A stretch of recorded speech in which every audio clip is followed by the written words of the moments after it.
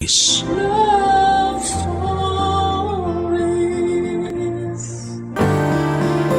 Sa buhay ay hindi maiiwasan na subukin tayo hanggang sa puntong wala na tayong makitang pag-asa. Pero lagi nating tandaan na hindi sa lahat ng pagkakataon ay namamayani ang kabiguan, pighati at kalungkutan sa matatag na puso. Ikaw kabarangay, paano mo nilagpasan ang mga pagsubok sa buhay mo? Dear Papa Dudut, magandang araw po sa lahat ng bumubuo ng Barangay Love Stories at sa mga katulad kong certified kabarangay at kapuso. Tawagin niyo na lamang po ako sa pangalang Elora. 48 years old at nagtatrabaho sa isang private company dito sa BGC. Nadiskubre ko ang programa ninyo noong kasagsagan ng pandemic at masasabi ko na maraming beses akong sinagip ng mga kwentong tinampok ninyo na kinapulutan ko ng aral at inspirasyon. Lalo na yung may mga tema na tungkol sa pag-abot at pagtupad ng mga pangarap. Lahat naman ng tao ay nangangarap, hindi ba? Pero neto ko lang talaga natupad ang pinaka masasabi kong malaking pangarap. Pangarap na naudlot dahil kinailangan kong harapin ang realidad ng buhay. Kung ano yon ay malalaman ninyo na lamang po sa katapusan ng aking kwento. 19 years old ako nang mabuntis ng mister at katrabaho ko noong araw sa isang fast food chain. At 20 years old naman ako nang kinasal kami at pinanganak ko ang baby namin. Dahil po sa mga nangyari ay dismayado at galit sa akin ang nanay ko, Papa Dudut.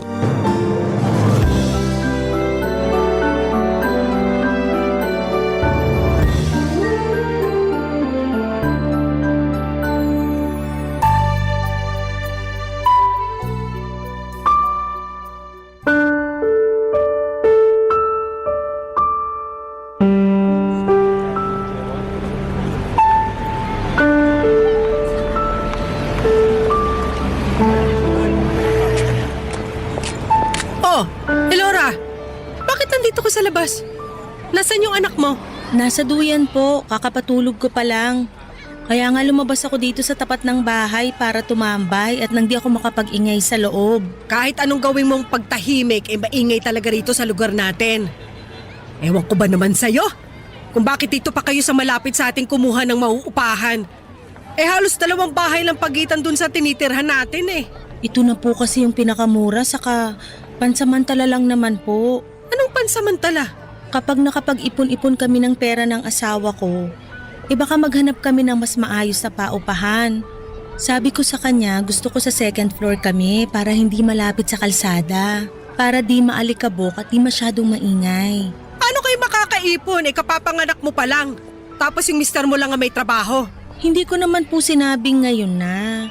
Kaya nga po kapag nakapag-ipon. Saka sisikapin ko pong makapagtabi kahit konti sa sweldo ng mister ko para makaipon. Tako! Sa baba ng sweldo ng asawa mo, malabo makapag-ipon kayo. Sobra naman po kayong magsalita. Sinasabi ko lang ang totoo. Sabi mo nga sa akin na ubos yung pera nyo nung nanganak ka. Gawa ng kinailangan pang biyakin niyang tiyan mo. Akala mo kasi siguro biru-biruan lang ang pagbubuntis. Anak-anak kayo, hindi nyo pa naman pala kaya. Hinapos nga kami noon pero nairaos naman yung panganganak ko. Di po ba mas maganda na maayos at ligtas kami ng anak ko? Yung utang namin, mababayaran din po namin yun. Sana nga. Teka, pumunta lang po ba kayo rito sa amin para awayin na naman ako? Ha? Anong awayin pinagsasasabi mo dyan? Hindi kita inaaway Hindi po ba? Sa tono nyo pa lang parang pumunta lang kayo rito para pagalitan na naman ako. Tsaka hindi ako pumunta rito. Napadaan lang ako dyan sa kalsada tapos nakita kita. Galing ako doon sa suki kong karinderya para mangutang ng ulam para sa mga kapatid mo. Di wala pa nga kaming almusal. Ito pa lang, damay na rin pati pananghalian. Hindi pa po ba sumusweldo si tatay? Ay, ewan ko doon. Hindi nag-abot sa akin kagabi tapos hanggang ngayon naglalaway pa sa higaan. Gabing-gabi na umuwi tapos lasing pa. Kinapkapan ko yung mga bulsa para maghanap ng pera kaso wala akong nakuha. Gutom na raw mga kapatid mo, sakit na sa ulo ng mga reklamo. Alam mo, kasalanan mo talaga to eh. Ha? Bakit po? Tatanong-tanong ka pa eh kung hindi ka kumirengkeng ng maaga, nagpabuntis at nag-asawa, sana may inaabot ka pa rin pera sa akin. Sana nakakakain pa rin kami sa tamang oras ng mga kapatid mo. Hindi yung ganito na pare-pareho kaming nalilipasan ng gutom. Nay naman, huwag niyo naman pong sabihin yan. At bakit hindi? Natutulilig ka na ba sa boses ko at saka papaulit-ulit ko ng sinasabi? Pwes tiisin mo! Kasi habang nabubuhay ako, ulit-ulitin kitang sumbatan.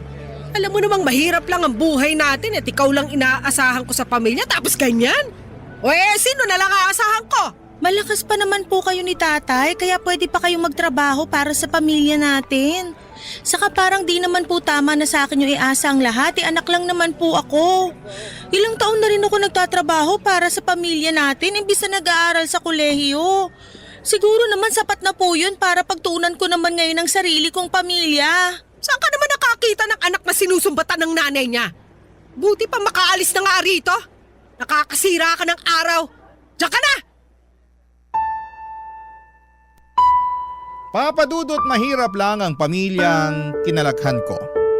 Kaya nga hindi na ako nakatungtong noon sa kolehiyo at pinili ko na lamang na magtrabaho upang makatulong sa mga magulang ko. 3 kaming magkakapatid at ako ang panganay.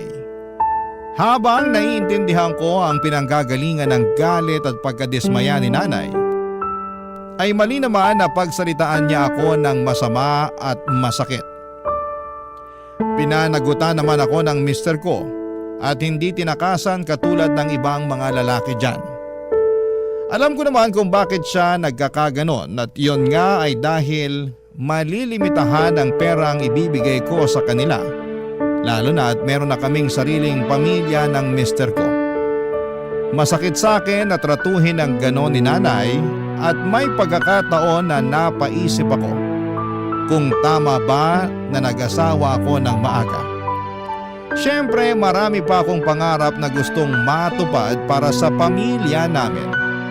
Pero hindi ko na yon magagawa dahil may anak na akong dapat natutukan. Hindi nagtagal ay nagsilang ako ng isang malusog na sanggol na lalaki at makalipas lamang ang 1 taon ay nabuntis na naman ako ng aking asawa at nanganak na naman ang sanggol na babae. Kung tatanungin ninyo kung kumusta ang relasyon namin ni nanay ay masasabi ko na maayos naman. Dahil unti-unti ay natanggap na niya na hindi ko na sila responsibilidad. Mabilis pang lumipas sa mga taon at masasabi ko na naging maayos naman ang pagsasama namin ng mister ko.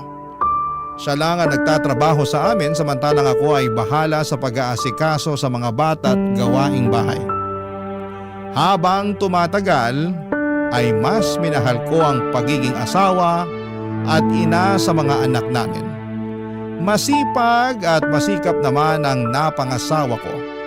Mula sa pagiging crew sa fast food ay lumipat siya ng ibang trabaho hanggang sa makapasok siya sa isang pribadong kumpanya sa Quezon City.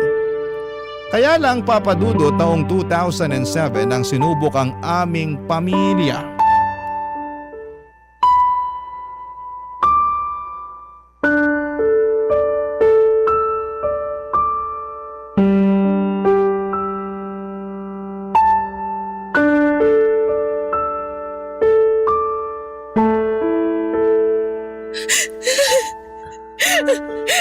Bakit ka ba ganyan makaiyak? Hindi pa naman patay yung asawa mo. Ingay-ingay mo eh. Paano niya nasasabi yan? Kailangan ba mamatay muna yung asawa ko bago ako umiyak ng ganito?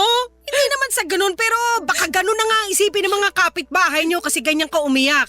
Tsaka natutulog naman ang asawa mo dun sa loob ng bahay niyo. Mamaya magising yung kakapalahong mo dyan. Nay naman eh.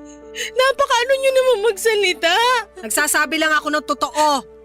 Hindi ko ihingi ng pasensya ang pagiging prangka ko. Pero hindi tama yung mga sinasabi niyo. Lalo na may pinagdadaanan yung pamilya namin. Lalo na ako. Kung alam niyo lang kung gaano kabigat sa akin na tanggapin na na-stroke yung asawa ko. Masyado pong biglaan yung mga pangyayari. Wala ka naman magagawa. Mas lalong bibigat kung hindi mo tatanggapin. Hindi rin naman gagaling agad yung asawa mo eh. Ewan ko sa'yo, Nay. Bakit ka ba kasi naiinis dyan? Hindi po ako naiinis. Hindi raw ay kitang-kita sa reaksyon ng mukha mo. Parang ewan to babaeng to. Ako ba ang pasisinungalingan mo eh, parang hindi kita iniri sa matris ko. Sige po, sasabihin ko na yung totoo. Na naiinis ka sa akin. Opo! Ay, bakit ka naman maiinis sa mga sinabi ko, Aber? Kasi napaka-insensitive nyo. Salita kayo ng salita ng kung ano-ano lang maisip nyo. Alam nyo naman na may pinagdadaanan ako. Akala ko pa naman pumunta kayo rito para damayan ako tapos pagsasalitaan nyo lang ako ng ganyan. Nagsasabi lang naman ako ng totoo. Alam ko naman po na totoo lang ang sinasabi nyo. Pero hindi ko lang din mapigilang masaktan. Alam ko naman na nandyan na yan eh. Na-stroke na yung mister ko pero nahihirapan lang din akong tanggapin. Kasi biglaan nga at marami pa sana kaming pangarap. Tapos natatakot lang ako kasi baka kung ano ang susunod na mangyayari. Hindi pa po ako handa sakaling iwanan ng asawa ko, Nay. Sino ba naman makakapaghanda sa kamatayan, di ba? Kaya nga sabi ko, wag kang pumalahaw dyan na akala mo eh hindi na humihinga yung mister mo. Wag mong pangunahan ng Diyos. Sige ka, baka tutuhanin niya. Nay naman! Sa totoo lang naman. Kasabihan nyo ng mga matatanda nung kapanahunan ko. Ang pangit naman po nung kasabihang yon. Kaya nga, imbes mag-iiyak ka dyan ng ganyan, eh mag-isip ka na kung anong pwedeng gawin para matulungan yung asawa mo. Alam mo naman na hindi siya agad makakapagtrabaho dahil sa nangyari sa kanya, di ba? Pero kailangan din ako ng asawa ko. Maliliit pa yung mga anak namin. Sa lagay ako mag-iisip ng solusyon sa problema nyo. Hindi naman po sa ganun. Pero pwede po ba? Nasaka na lang yan.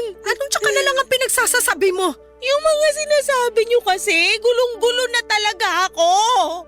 Hindi kayo nakakatulong eh. Lalo niyong pinapabigat yung nararamdaman ko, sa totoo lang. Ako pa pala nagpapasama sa loob mo? Aba kasalanan ko pa pala?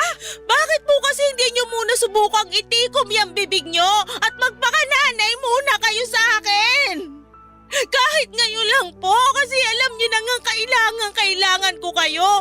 Kaya lang ganyan naman po ang ginagawa niyo. Hindi naman po yata tama yan. Nakakapagod na kayo eh! Ako nanay mo pero ganyan mo lang pagsalitaan? Mga kabataan talaga ngayon. Oh, siya. Magluluto na lang muna ako ng pananghalian nyo doon. Kasi baka kulang ka lang sa kain. Baka pag nalamnan niyang tiyan mo umayos-ayos na rin ang tapas ng dila mo. Papadudot masakit sa akin na imbes na damayan ni nanay ay kung ano-ano pang mga masasakit na salita ang narinig ko sa kanya. Ewan, ganon ba talaga ang mga nanay? Porke anak ka lang nila at meron na silang karapatan na magsabi sa iyo ng masasakit dahil lamang para sa kanila yon ay tama. Pero nanay din naman ako at kailanman ay hindi ko pinagsalitaan ng masakit ang mga anak namin ng aking asawa. Saka hindi ba naiisip ni mama na problemado na nga ako dahil sa pagkakasakit ng mister ko?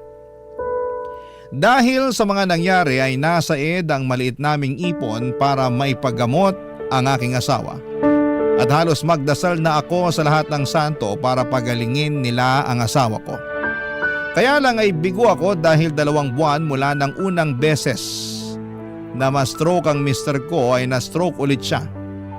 Dahilan para bawian na siya ng buhay. Napakabilis ng mga pangyayari, Papa Dudut, at masasabi ko na hindi ako nakapaghanda. Ang sabi nila ay hinimatay pa nga ako noong binalita sa akin ng doktor na pumanaw na ang mahal kong asawa. At sa edad ko na 30, Papa Dudut, ay maaga akong nabiyuda. Barangay Love Stories. Barangay Love Stories. Papadudod simula nang mamatay ang aking asawa ay naatang sa mga balikat ko ng mag-isang responsibilidad para palakihin, pakainin at pag-aralin ang 2 naming anak. Ang hirap dahil nangangapa pa ako ng mga panahong yon. Simula kasi nung kinasal kami ng mister ko ay hindi na niya ako pinagtrabaho. Kaya ewan ko na lang talaga kung paano ko bubuhayin ang mga anak namin. Sa kabila ng lahat ay nanaig sa akin ang lakas ng loob at tibay ng dibdib upang harapin ang buhay kahit na nakakatakot ito at walang kasiguraduhan. At kahit na nagluluksa pa ako ng mga panahong yon ay alam ko na hindi naman pwedeng tumigil ang ikot ng mundo para sa amin. Kaya nga naghanap ako kagad ng mapapasukang trabaho at maswerte namang natanggap ako sa isang patahian. Wala talaga akong alam sa pagtatahi kaya nagsimula sa pagiging trimmer ang posisyon ko hanggang sa inaral ko ang paggamit ng makina sa pananahi. Hindi nga nagtagal ay natuto naman ako at naging isang mananahi, Papa Dudut.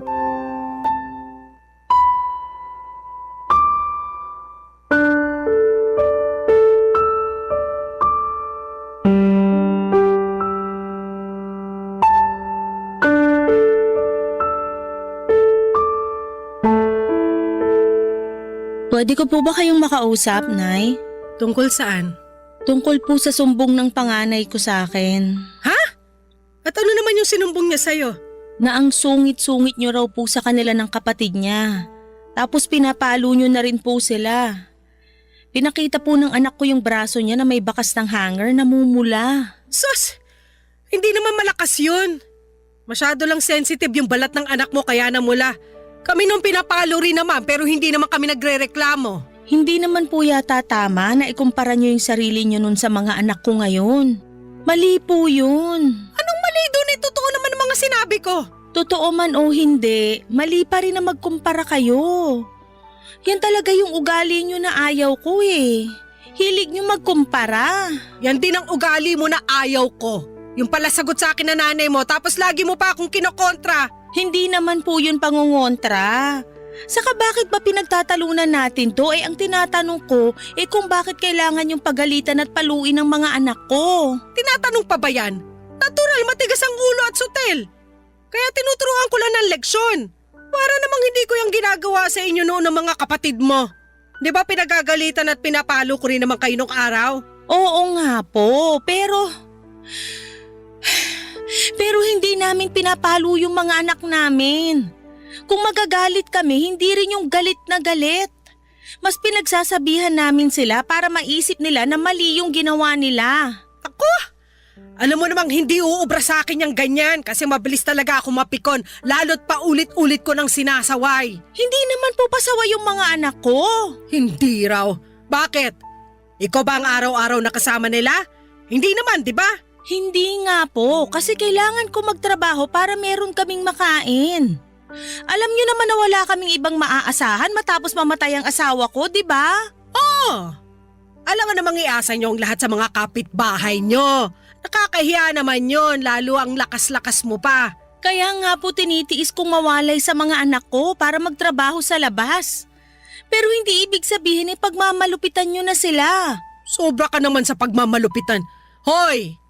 Para sa kaalaman mo, hindi ko pinagmamalupitan yung mga anak mo. Pagdidisiplina ang tawag doon. Hirap sa'yo, masyado mong pinoprotektahan yung mga anak mo kaya lumalaking may sungay at buntot. Hindi nga po pasaway ang mga anak ko. Alam ko yun kasi ako naman ang kasakasama nila simula baby hanggang nung namatay ang papa nila. Oh, simula nung araw na yon hanggang ngayon ako na ang kasama nila.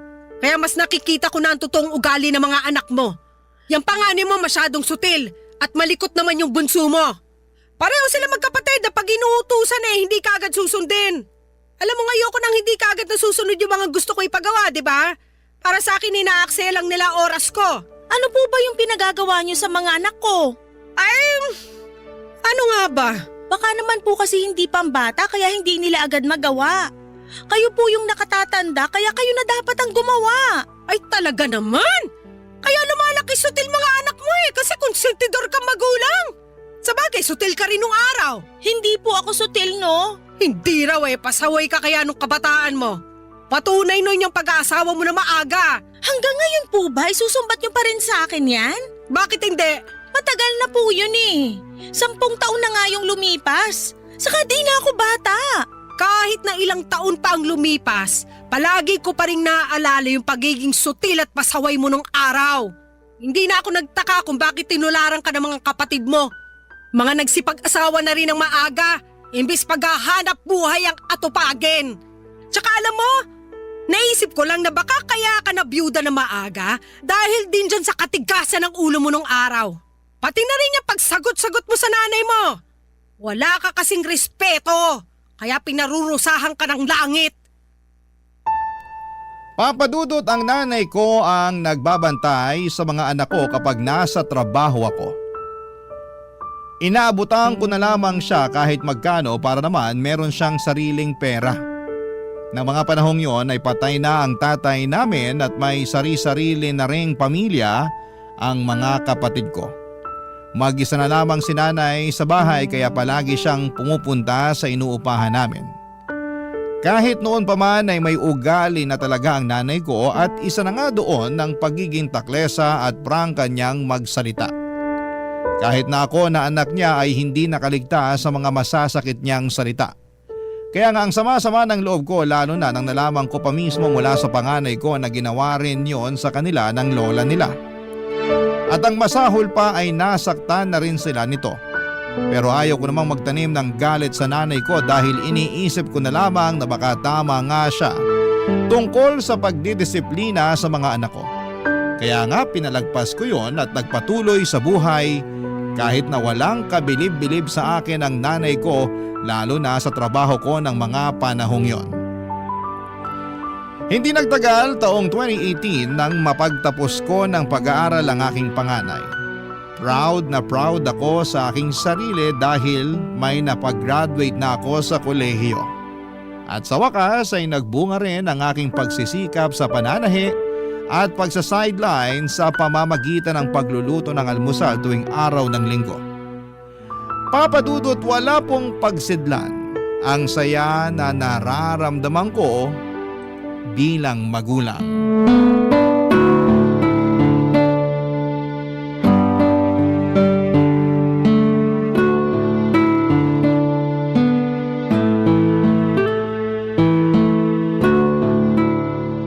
Elora, wala ka ba talagang balak mag-asawa ulit? Wala pa po sa isip ko yan. Ay nako, sana naisip mo yan nung araw. Nay talaga. Ilang taon na po ang lumipas tapos ganyan pa rin kayo magsalita sa akin. Biro lang, ikaw naman.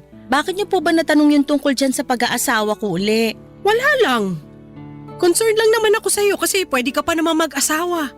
Bata ka pa, 41 ka pa lang, di ba? Pero hindi ko nga po yan priority. Ang nasa isip ko, magtrabaho ng magtrabaho para mapagtapos yung pangalawa kong anak. Sa bagay. Pero kalmahan mo lang kasi napagtapos mo na nga ng kolehiyo yung panganay mo. Hindi pa po ako kakalma kasi alam ko na meron pa rin akong responsibilidad sa isang anak ko. Kaya wala pa po talaga akong panahon sa pag-aasawa na sinasabi nyo. Baka naman kasi hanggang ngayon mahal mo pa rin yung namayapa mong mister. Tama ako, no? Hindi naman po nawawala yung pagmamahal na yon kahit ilang taon na ang lumipas. Oo nga, pero wala na siyang magagawa. Patay na siya. Hindi ka na niya masasamahan. Paano na lang pag napagtapos mo na yung bunso mo? Ano na gagawin mo sa buhay mo? Mas masarap pa rin ang may katuwang. Nasabi ko sa'yo. Eh bakit po kayo? Ano bakit ako? Hindi na nga po kayo nag-asawa nung namatay si tatay, di ba? Eh matanda naman na ako. Tsaka ayoko na magkaroon ng panibagong konsumisyon sa mga lalaking yan. Pansin ko kasi wala akong kaswerte-swerte sa mga mangingibig. Kahit dyan sa tatay mo, ang malas-malas ko. Sobra naman po kayong magsalita. Baka masaktan si tatay pag narinig niya yung mga sinabi niyo. Pakialam ko totoo naman. Kaya nga laking ginhawa ko nung namatay siya kasi nabawas-bawasan ang konsumisyon ko. Grabe naman po yun. Sa akin lang naman yun, no? Tsaka nito ko lang napagtanto na buti na rin yun na siya ang unang namatay kesa ako. Tapos namatay ang kapa ng asawa. Sigurado ako na hindi mo rin maaasahan yung tatay mong yun. Lalo na sa pag-aalaga at pagbabantay sa mga anak mo. Baka nga sagutin niyo pa pag-aalaga sa kanya kasi kung ano-anong pinaggagawa sa buhay. Sa bagay. Pero ayaw ko pa rin naman na nawala ng maaga si tatay sa atin. Ang gusto ko ay magbago siya. Hindi na magbabago yung hudas mong tatay kaya hayaan mo na siya dun sa kabilang buhay. Mukha namang ayos na siya ron. Hindi na nga nagpaparamdam sa akin sa panaginip. Buti pa po kayo, napapanaginipan niyo si tatay. Sana ako rin mapanaginipan ko ang asawa ko. Oo, sana mapanaginipan mo. At pag nangyari yon, humingi ka ng basbas para payagan ka na niya makapag-asawa ulit. Nasingit niyo na naman po yan. Syempre! Concern lang ako sa'yo, di ba? Ayos lang po ko kahit wala akong katuwang sa buhay. Andiyan naman po yung mga anak ko. Yang mga anak mo ay magkakaroon din ng sari-sariling buhay. Kaya iiwang ka rin nila balang araw. Katulad ko, tignan mo. Iniwan na ng mga kapatid mo. Buti na lang nandiyan ka pa rin kahit na lagi tayo nagbabangayan mag-ina. Kayo kasi ayaw na ayaw niyong pinagsasabihan kahit kayo naman yung mali. Masyado niyong iniisip na porke mas matanda kayo sa akin palagi na kayo ang tama.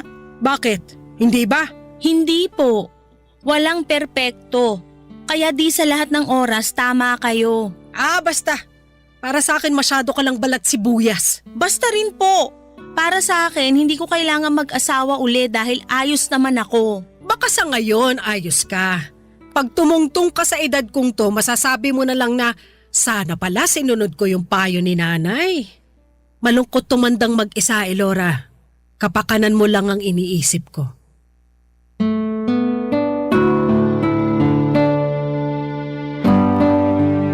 Papadudod, hindi ko po priority ang pag-ibig lalo at meron pa akong isang anak na pinag-aaral ng mga panahong yon. Sinabi ko kay nanay na ayokong obligahin ang panganay ko na sagutin ang pagpapaaral sa kanyang kapatid. Lalo na at nagsisimula pa lamang siya sa kanyang karera.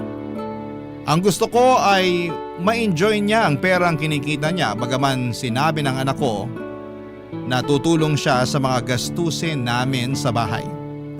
Nagpapasalamat ako sa may kapal dahil binigyan niya ako ng lakas upang makapagtrabaho nang sa ganoon ay maitaguyod ko ang pag-aaral ng mga anak ko. Para sa akin, ang tagumpay nila ay tagumpay ko na rin. Sila ang gusto kong tumupad ng pangarap ko noon na hindi nagkatotoo dahil sa kahirapan at kapusukan. Pero pinatawad ko na rin naman ang aking sarili dahil alam ko na kung nabubuhay ang mister ko ay hindi niya tututulan na habang buhay akong magsisisi. Papa Dudut. Barangay Love Stories. Barangay Love Stories. Taong 2019 naman nang mapagtapos ko ang bunso naming anak ng namayapa kong asawa, Papa Dudut. At tulad ng pakiramdam ko noong graduate sa kolehiyo ang panganay namin ay labis-labis na saya naman ang naramdaman ko. Kaso ay nagpandemic naman ang sumunod na taon kaya masasabi kong parang huminto hindi lang ang buhay at pamumuhay namin kundi ng lahat ng tao sa mundo. Sa kabila noon ay hindi ako nawala ng pag-asa na bubuti rin ang sitwasyon at gagaling ang mundo. Noong lumuwag na ang quarantine sa bansa ay unti-unti kaming bumalik ng mga anak ko sa pagtatrabaho. Oo, nagtatrabaho pa rin ako dahil kaya ko pa naman at ayokong maging pabigat sa aking mga anak.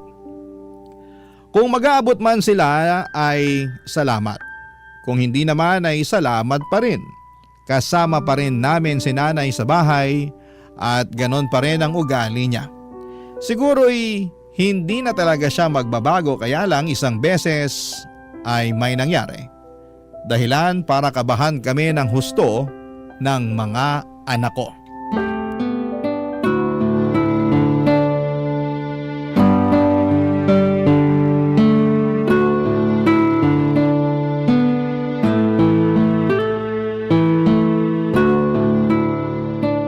Ay, nako.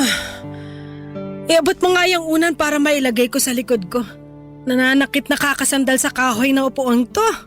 Ito po yung una, Nay. Gusto niyo po ba kumuha ko ng tungtungan para maipatong niyo yung paa niyo? Sige nga at medyo mabigat tong simento. Teka lang po, kukuha ko. Nakita ko po tong maliit na bangko natin na panglaba. Dito niyo na lang po muna patong yung paa niyo. O ilagay mo na dyan sa sahig para maipatong ko na yung paa ko. Sige po. Ayan na po. Dahan-dahan lang. Nakakainis naman kasi. Bakit kailangan pang simentohan yan? Hindi ba yan gagaling ng kusa? Gagaling naman po, pero bumalik ko kasi yung buto nyo, sabi ng doktor. At ang pinakamabisang paraan para mabilis yung paggaling isimento. Kapag hindi sinemento yan, magagalaw nyo lang ng magagalaw, kaya di rin gagaling. Pambihira naman kasing buhay to.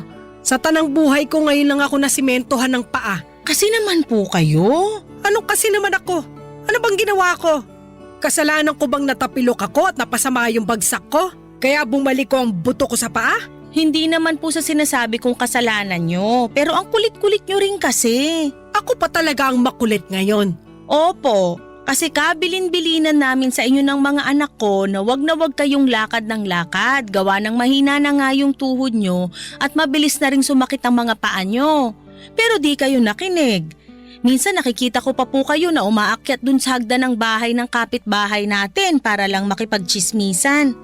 Ginagawa nyo yun bago mag-pandemic, di ba? Aminin nyo. Gusto ko lang naman makipagkwentuhan, gawa ng nabuburyong ako noon sa bahay ko. O tapos nag-pandemic naman, kaya lalo akong wala makausap. Maganda pa nga nung ECQ kasi lahat tayo dito lang sa bahay. Ngayon lumuwag-luwag ng kaunti, pero balik trabaho naman ulit kayo. Wala na akong kasama rito sa bahay. Ay, alam nyo, naisip ko nga po yan. Dapat meron pa rin kayong kasama rito kasi paano na lang kung may mangyari uli sa inyo, 'di ba? Ano pa bang mangyayari sa akin hindi pa naman ako mamamatay? Hindi ko naman po sinabing mamamatay na kayo. Para kasing ganun ang punto mo. Hoy, para sa kaalaman mo malakas pa ako sa kalabaw.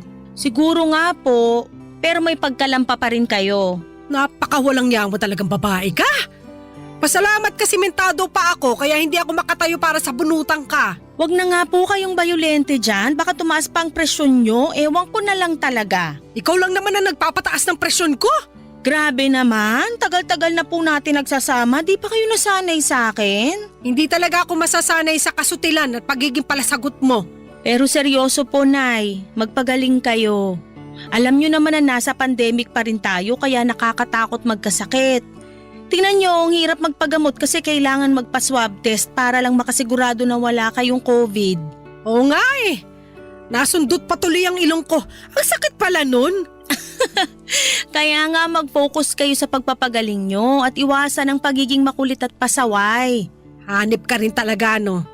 Nanay mo ko pero kung sabihan mo ko ng makulit at pasaway. Oo lang ang gusto kong marinig sa inyo, Nay. Oo na, magpapagaling ako. Huwag ka na mag-alala sa akin. Aasahan ko po yan. Pangako, pag gumaling na kayo at mas maging maluwag ang quarantine, ipapasyal namin kayo ng mga apo nyo. Talaga? Saan? Secret po muna.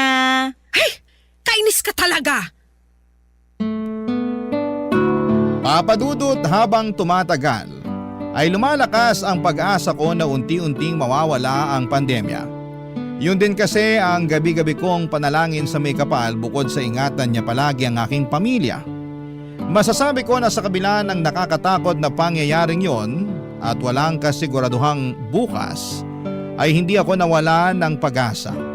Nang mga panahong yon, ay hindi na po ako bumalik sa pabrikang pinapasukan ko bilang mananahi. Inabala ko na lamang po ang sarili ko sa pagtitinda ng mga ulam at merienda na pina-o-order namin online at dinideliver ng door to door. At saka napag-isip-isip ko rin na kailangan ako ng nanay ko sa bahay upang meron na siyang kasakasama. Katulong ko rin si nanay sa negosyo namin at kahit na mahirap dahil napaka-kontrabida niya sa mga diskarte ko, ay masasabi ko na masaya at kontento ako sa aming ginagawa. Kumbaga ay libangan na lang namin yon kasi nga ay wala na rin naman akong anak na pinag-aaral. Isang araw ay nagkaroon kami ng masinsinang pag-uusap ni nanay tungkol sa mga plano ko sa buhay.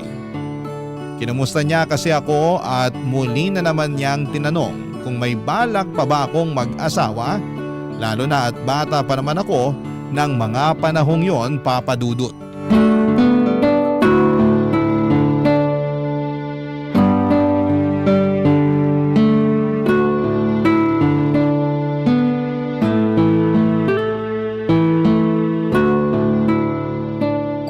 Tres ka pa lang naman, nak. Bata ka pa kung tutuusin. Huwag mong sabihin sa akin na masaya ka na dyan sa ginagawa mo. Alin po? Itong pagtitinda natin? Opo, masaya naman ako rito. Oo nga, kaso ano? Paano ko ba sasabihin to? Sabihin nyo na po. Pangako, makikinig ako at iintindihin ko yung sasabihin nyo. Alam ko kasi na ayaw mo namang mag-asawa. Kaya hindi na nga kita kukulitin doon. Bahala ka na sa buhay mo pero ano nang kasunod? Hanggang tumanda ka gusto mo na lang magluto ng ulam at mga merienda? Wala naman po sigurong masama doon. Wala nga, may sinabi ba ako? Wala po. Ang punto ko rito wala ka na bang ibang pangarap? Naisip ko na mas hawak mo na ang buhay mo ngayon. Kasi napagtapos mo naman na ng pag-aaral yung mga anak mo. Baka lang may iba ka pang pangarap na gustong tuparin. Katulad naman po ng ano. Ay naku tong babaeng to. Kailangan ako pa talaga mag-iisip para sa'yo? Kayo kaya nakaisip, kaya nilulubos-lubos ko na. Sampaling kita dyan eh. Ang violento nyo talaga? Bakit? Sinampal na ba kita? Hindi pa naman, di ba? Puro lang naman ako salita pero parang gusto ko ng totohanin ngayon. Ang kulit mo eh. Sobra naman po yun. Pero ayun nga. Ayaw mo bang mag-aral ulit? Po? Mag-aral ka kaya? Pwede pa naman eh. Ikaw naman ang mag-aral sa kolehiyo at kunin mo yung kurso na gusto mo para makapagtapos ka. 'Di ba, pangarap mo na yan noon pa, kaso nga, ang aga mo nagpabuntis at nag-asawa. 20 years old din naman po kayo nung pinanganak nyo ko, di ba? Ibig sabihin, pareho lang po tayo na maagang nagpabuntis at nag-asawa. Ay ewan ko sa'yo, naisingit mo pa talaga yan. Matagal ko na pong gustong isingit yan sa tuwing sinisermonan nyo ko tungkol sa pag-aanak at pag-aasawa ko. Like mother, like daughter lang, di ba? Laura, masasampal na talaga kita. Joke lang po. Pero alam nyo, nang dahil sa sinabi nyo, ay napaisip po ako. Tama kayo na pangarap ko makapagtapos ng pag-aaral. Pero hindi nga po nangyari dahil may ibang plano ang Diyos para sa akin. Pero ngayon na natapos ko ng pag-aralin mga anak ko, bigla na lang din bumalik sa akin yung kagustuhan at tuparin naman ang pangarap kong yun. O ano pang hinihintay mo? Subukan mo. Kahit ano namang edad pwedeng bumalik sa pag-aaral. Tsaka meron naman mga institusyon at universidad na tumatanggap ng may edad na estudyante. Kunin mo yung kurso na gusto mong kunin. Tapos tapusin mo para naman meron ka na ring diploma. Kaso natatakot po ako at nagdadalawang isip. Bakit? Di ko po kasi alam kung kaya ko pang makipagsabayan sa mga estudyante ngayon. Siyempre kaya mo at kakayanin mo. Tsaka kung nag-aalala ka sa edad mo, isipin mo na lang na hindi mo mapipigilan ng pagtanda. Kung nag-aral ka na ngayon, di pagkalipas ng ilang taon, graduate ka na.